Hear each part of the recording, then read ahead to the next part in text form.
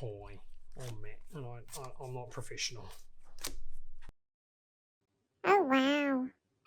Hi everyone, I'm Matt, one of the creators of Klama Bang, along with my wife Jenna Shand, and we would like to share with you this little special new game that we've designed called M.O.O.S.H. This game, the gameplay of this has been designed by my daughter, who's 9 years old at the time, who wanted to bring the art of Klama Bang and the mysterious little creatures to life. And of course it features all the artwork from Jenna Shand and her lovely little scribble monsters that we've all come to know and love a little bit, which is very cool. I'm going to show you guys how to play the game. We want this to be something from our family to your family, and we hope you enjoy playing it as much as we have. Let's crack into it. So the first thing we're going to have to do, what's in the box? So, little magnet strip here, opens up. Ooh, it's very fancy in there as well. You're going to find yourself a copy of the rule book, and we're going to go through the rules together here, us here together. So don't worry about that one just yet. You'll also find a whole lot of cards. There are 4 of these reference cards, which explain what each of the monsters do to help each player see at a glance what cards they're holding in their hands and what they can do. Put that aside for now. You're also going to find 3 of these special Xanpasoru cards. Ooh, these are shiny little guys, and they like to be the most unique. They act as the timer for the game, but we'll talk about them a little bit. For now, just put them over to the side out of play. And you'll also find 12 of these nasty little Krareen cards here as well. And these little troublesome guys we're also just going to put aside just for now for the setup of the game. Then we're going to take all the remaining monster cards that we've got. We're going to shuffle them together so we don't know where they are. And then we're going to deal 5 cards to each player face down. So if you're playing with 2 players, 5 to each. Playing with 4, 5 to each. Very good. We're going to set up the game as if there's just 2 players playing today, so you can see the examples. Continuing the setup, once you've dealt the 5 cards to each players, we're then going to form 4 stacks of cards. These cards have already been shuffled, so I'm just going to form 4 roughly equal piles here through this process here as well. And then we're going to choose one of the people in the table. I suggest the youngest player, but it doesn't actually matter who does it, to pick one of these piles, and that's actually going to be removed from the play. Just put it aside, it's no longer part of the game at all. And we're doing this so that we don't know how many of each monster are actually in the deck as well. It adds a little bit of mystery to the game. Then what we're going to do is add 1 of these Xanpasoru cards to each pile that we have. And then we're going to add 4 of these Krareen cards into each pile as well. Take each pile, and you can get other people to help you do this as well around the table. Shuffle them together, shuffle each pile. So you're going to do 3 of these. Here we go.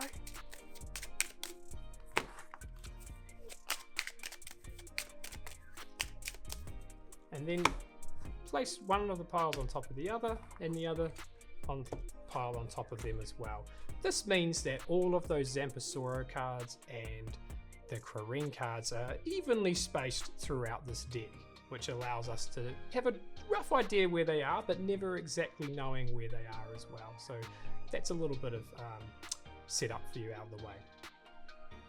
So once you've got yourself sorted out, everyone will have a hand of cards in front of them, starting off with 5.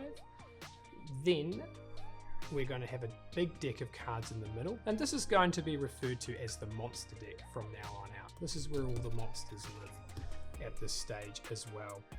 Then what we're going to do is deal 5 cards from the top of the monster deck into another pile of cards over here, and this is going to be referred to as the shadow deck. The thing about these creatures is that they do sometimes like to hide, and sometimes they'll hide themselves in the shadows where we can't see them, and certain cards will allow us to bring those cards out.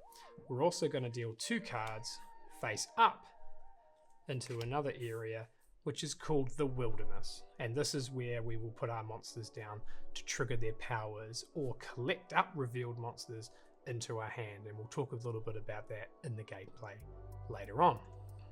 Let's talk a little bit about how you win the game before we start going through all the different rules so we all understand what we're trying to do today.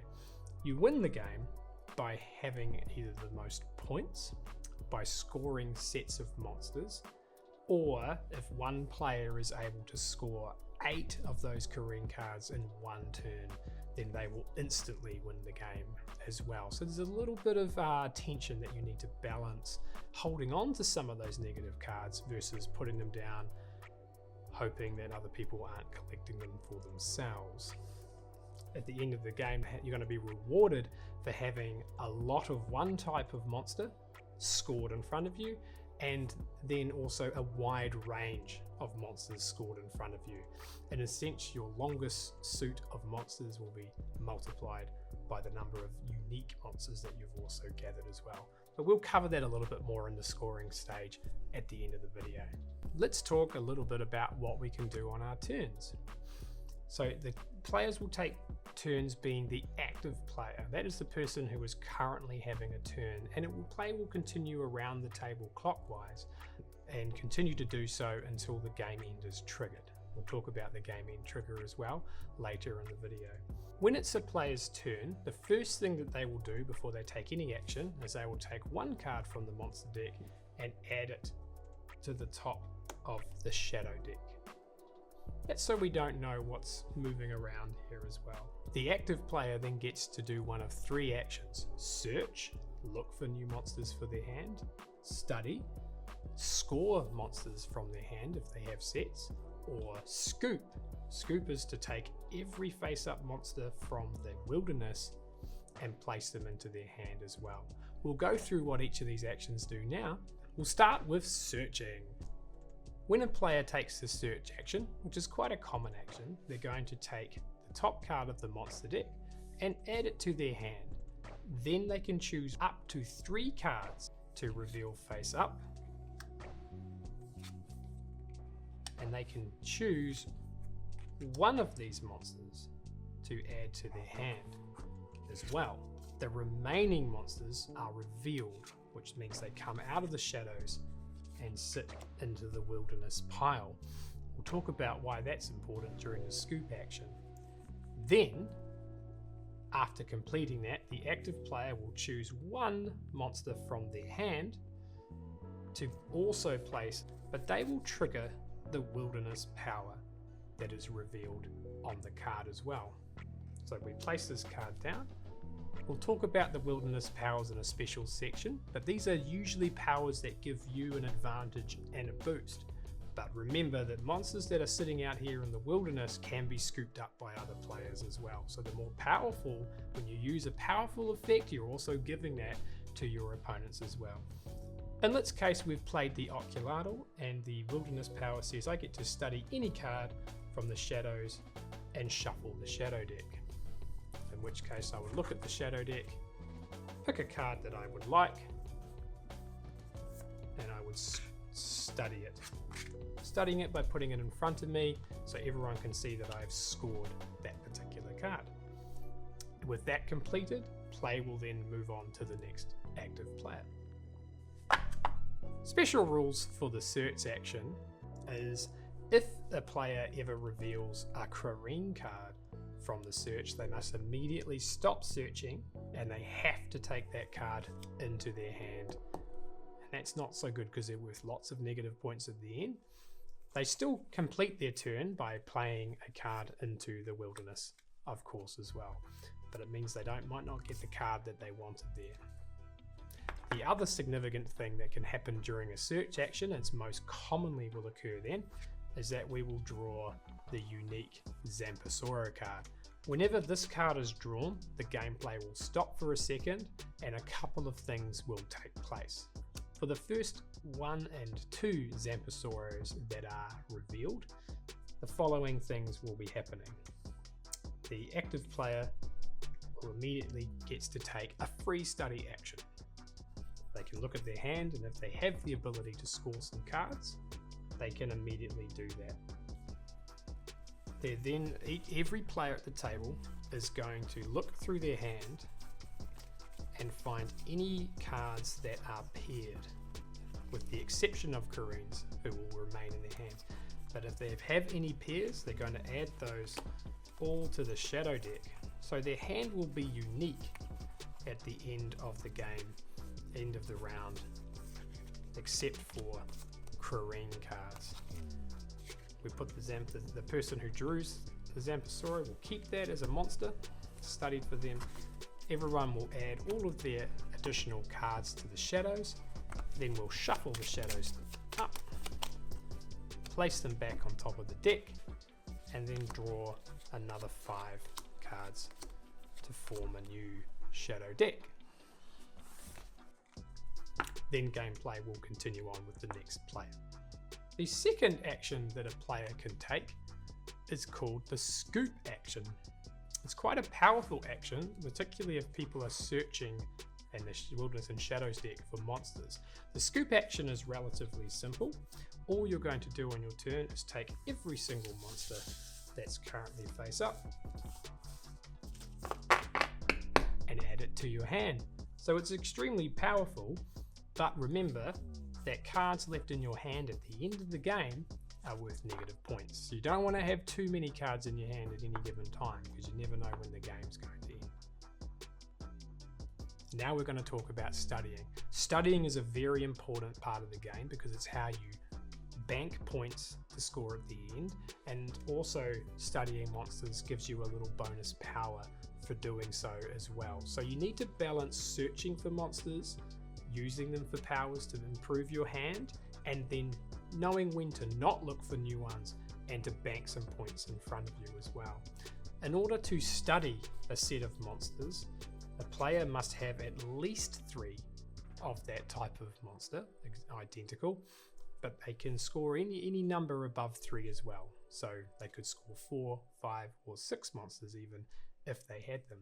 And it's really powerful when you do study bigger sets of monsters, not just for scoring, but also it'll trigger the monster's study power. We'll talk about each of the monsters' study power in a little section at the end of the video.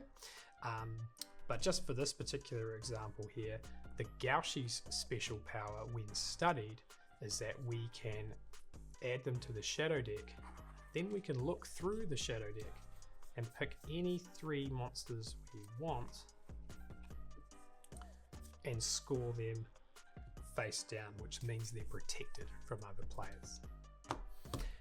Important to note that you can only gain the benefit of 1 study bonus per turn, even if an effect will allow you to score additional cards, to study additional cards during that round. The other thing to remember about studying is that there are these lovely little helpful creatures called the Yessims, and Yessims like to help out other monsters. Now Yessims essentially act as wild cards. So if I had, for example, 2 Regitats here, and I wanted to study them as a set of 3, but I can't, but I could add a Yessim to that to allow me to make that study. Important to note here that the Yessim will trigger its own ability, which is that it's worth additional points, and you'll do the study power of the other one for the number of monsters that match that type. We'll talk a little bit more about that in detail later on in the video. Now when you study a monster, any type of monster you have studied, you're going to place those monsters down in front of you so other players can see what you've got.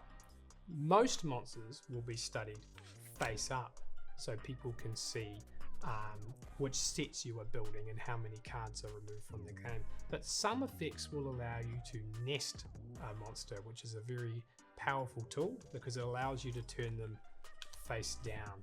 And that's important because it means no one can steal those cards from you with their monster powers as well. So make sure you just put a little area aside where you can have your face-up scorecards and your face-down scorecards as well. So here we have an example of a game around about midway through. We've got a wilderness pile face up with different monsters that are ready to be scooped up. we've got the monster deck, which is starting to deplete, and some of the Xanpasoru will be coming out soon. We've got the shadow pile that is also filled up with cards as well. And these are cards in front of a player who has scored them by taking the study action at some point during the game. You can see cards that have been studied in a normal fashion, and several that have been nested, as in scored face down. Let's talk a little bit about what happens when the game ends. The game will immediately end if the third Xanpasoru is ever revealed from the deck, or if we ever have to draw a card from the monster deck and it is empty. In the case that someone has managed to score 8 of these Krareens in one go, we skip the scoring step because that player instantly wins the game. At the end of the game, this is one player's example of their score sheet that we have in front of them. The face down cards are all the monsters that they have nested, and the face up ones are all the ones that they have scored. They also have some cards in their hands, including some of these nasty little negative point cards as well. The first thing that happens is every player counts the number of cards they have in their hands. So in this case I've got 6 cards, and I'm going to subtract 2 points for each card in my hand and make a note of it. We then reveal how many of these Krareens we have, and we're going to subtract 3 points for each one of those we have in our hand as well. So you can see that they're not very useful to have in your hand at the end of the game. Then a player is going to score 2 points for every nested monster they have. And this is a little bonus for one, it protects your monsters from being taken, and it also gives you a little bonus point at the end. In this case, this player has 3 face down monsters, so they're going to score themselves 6 points. And return them face up once you've done that, so we can all see which sets of monsters we have. Players are then going to count up their single largest suit of monsters. In this case there's a tie between the Yessim and the Wassail. So there are 1, 2, 3 monsters in this set here, and then they're going to multiply that number by the number of unique monsters that that player has been able to study. So in this case we have 3 as our longest suit, and we're going to multiply that by 1, 2, 3, 4, 5, 6, 7. 3 times 7 is 21 points. And any player that has a Xanpasoru in their study pile is going to score 3 bonus points. So you add those up, subtract from your negative points to find out a total number. So in this case, this player would have scored 30 points for all of their cards. They had 6 face down cards, they had 21 from their cards, studied cards in front of them, and they had an additional 3 for a Xanpasoru, and they had to subtract 12 for the cards left in hand, and an additional 6 for the 2 Krareen cards. So they have 30 minus 18, they scored 12 points. So the real fun of it comes from using our monster powers, both when we play them into the wilderness, which is this pile here, or when we study them in front of us to score points as well. I'm going to set up a little example here so we can talk about each of the monster powers individually and go through their rules as a reference guide. And just to be clear, this pile here is the wilderness pile, we've got the monster deck in the middle, and we have the shadows over here as well. With that in mind, let's go through each monster one by one and talk about their unique powers. First, let's talk a little bit about what each of the monster powers does. Monsters have 2 or 3, sometimes 3 powers associated with them. One of them is called the wilderness, and this is the power that triggers when it is discarded into the wilderness as part of their search action. There's the study power, which happens whenever you place it into your study pile, and this will trigger for as many of the same type that you study at one given time. Some monsters are particularly powerful and have a superpower. A superpower is an ability that will trigger once when you score any number of those monsters. In this case, we'll go through them all one by one so we know what we're doing. Let's start with this guy, the Occulartyl, a little helpful little creature. The wilderness power from this character is that it allows you to study any card from the shadows. So this lets you look at the shadow deck, choose a card, with the exception of a Krareen, because it can only be studied as a set of 8. Pick one, and you can just study that in front of you. Remember that a card studied in this way will not trigger the study power of the monster because it was not done on a study action. The other power the Occulartyl has, if I'm to study it, is it allows me to draw a card from the wilderness, picking any card I want from the wilderness, or I can draw blind from the top of the monster deck or from the top of the shadow deck. The next card we have is the special and future sighted Twisterpop. The Twisterpop is a unique card in the game. I guess they're all unique in their own way, but this one's particularly special because this one has its power to use at any time. So regardless of whose turn it is, any player who has one of these in their hand is allowed to place it down into the wilderness to collect any other card from the wilderness into their hand, essentially swapping it for something that they may want to do. And you can do this just before your turn if you want to snap something up and grab yourself that card that you need to study for a certain set. The other power that the Twisterpop has is the ability to prevent another power from affecting you. So if someone wants to play a card that made you remove something from your study pile or maybe swap hands with someone else, you can also discard the Twisterpop to say, nah, you can't do that to me. The study power of the Twisterpop allows you to remove any card from another player's score pile or your own score pile, but there's not much advantage to doing that. We have a few special rules in here to keep the game family friendly, and it's important to note this will come up a few times. Whenever we're removing a card from someone's score pile, you can't target the same player consecutively, and you also cannot take more than one card from any study pile as well. It just stops someone being beaten up a little bit too aggressively, and me and my daughter decided it was a bit funner that way. Next up we have this troublesome little critter as well. This one is called a Mehcupod. When we discard this card to the wilderness, all other players must discard one card from their study pile to the shadow deck. So they're going to pick any card studied in front of them and place it down on the shadow deck as well. So it's a bit frustrating. If you manage to study with using this card, you get to take any card from someone's study pile into your hand. So it's a good way to collect cards from other people that will reduce their score, but it comes at the risk of you having additional cards in your hand as well. However, the superpower makes it very strong. After completing that, you can then study an additional set from your hand.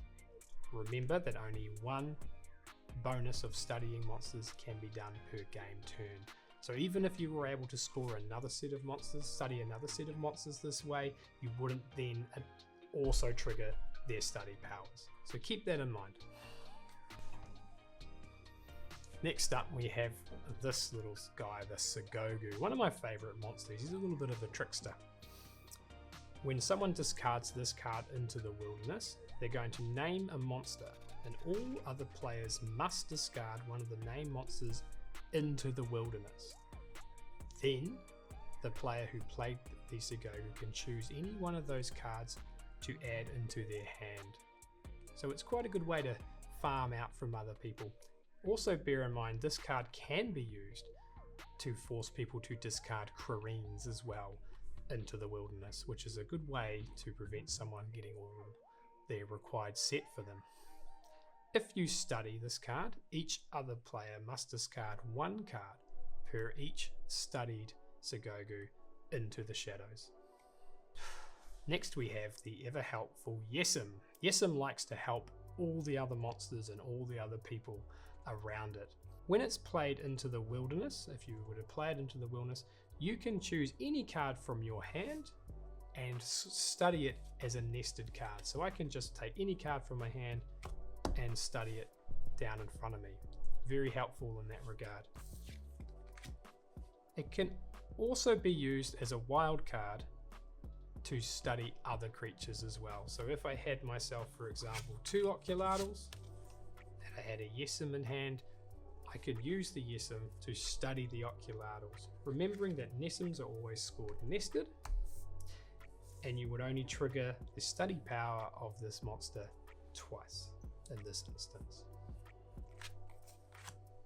Next up we have one of our favourite creatures, the Gaushi. Brings a bit of good luck to people as well.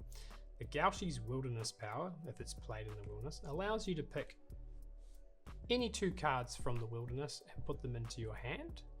Please note you can't take the same card that you placed down, so I couldn't pick up the exact same Gaushi that I played in that card. Or I can take 2 cards from the monster deck or 2 cards from the shadow deck. The study power for the Gaushi is it allows you to nest any card from the shadows. When you study a set of Gaushi, you'll add all of the study Gaushi to the shadow deck. You get to then look at the shadow deck and pick a monster that you want to score nested from there. It can be the Gaushi that you placed in there if you want to hide them, or it can be any other monster in there. Remember that Krareen can only be scored as a set of 8, so it won't work for them. The Regitat, another one of our favourite monsters here. The Regitat is all about oversharing, and when you play the Regitat into the wilderness, you can take another player's hand, look at it, and swap up to 3 cards from your hand with them as well. It's a good way to get rid of those nasty Krareens you've been holding on to, or boost the setup for yourself to study in a future turns. Its study power is a little bit tricky as well. When you study a set of Regitat, you can swap the Regitat for any other card in a study pile. So you hand the card to someone else to take that card from them, but you also then get to nest the card that you have taken as well. So it gives you a little advantage and allows you to build a stronger set of monsters. So he's quite a good little guy, this one. The Motivon is all about confidence and all about predicting the outcome of a game. The Motivon is a very fun card when used correctly. When I play the Motivon into the wilderness, I get to name a monster and a number of those monsters, and any players around the table who have exactly that amount have to give them to me. In addition, you can study those monsters immediately if you are able to do so as well. So in this case, I would play the Motivon into the wilderness, and I would say, I think every player's got 2 Occulartyls, and any player that had exactly 2 Occulartyls would have to give them to you, and you can immediately study them as well. When you study the Motivon, you draw 2 cards from the monster deck for each Motivon scored, and you can immediately study any of the ones that appeared as well. So let's say that I scored 3 Motivons. So I would then draw 1, 2, 3, 4, 5, 6 cards from the monster deck. I'd look at them. I've been lucky, I've drawn 2 Sicogue, so I'll immediately study them. I've also drawn 2 Regitat, and I'll immediately study them as well. And the rest I will shuffle and place back on top of the monster deck. It's important to note that this action could include a Xanpasoru, but because this card isn't coming into your hand, it will be shuffled and placed back onto the deck as well. The Vestorat. The Vestorat's wilderness power is a simple one, but can be used effectively by some savvy players.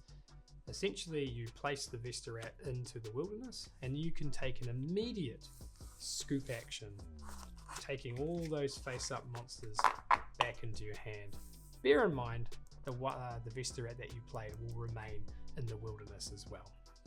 The study power of the Vestorat, when you study it, is you get to choose to nest any card from any study pile.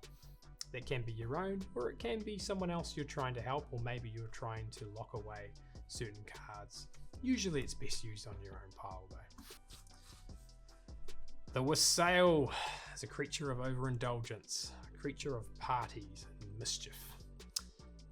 When we play the Wassail into the wilderness, we get to draw 4 cards from the monster deck or 4 cards from the shadow deck.